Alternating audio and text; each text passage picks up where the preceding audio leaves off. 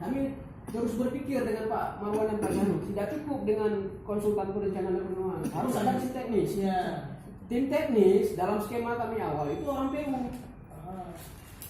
Itu jelas ya Pak Marwan.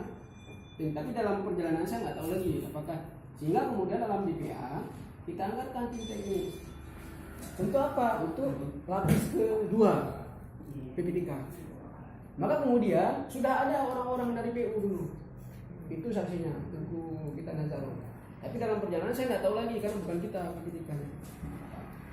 Pak Irwanda yang lebih bisa menjelaskan apakah tim teknis itu melibatkan orang PU atau tidak. Nah, ini itu Pak Irwanda yang bisa menjawab.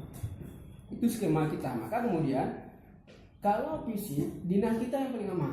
Kenapa? Kita ada konsultan pengawas, ada gambarnya semuanya, ada kemudian konsultan perencana.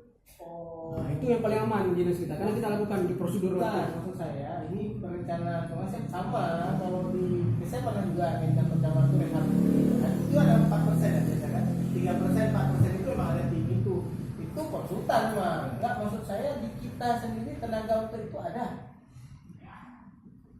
pengawasan kan tadi bukan ada tadi tim teknis ada.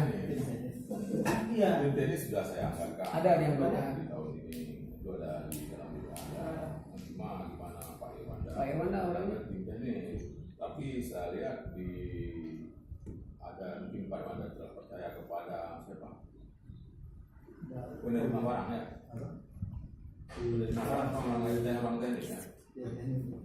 Kemudian ada juga tim BHU teknik Erik itu Pak. Kita sebenarnya di sini ada orang teknik tiga itu.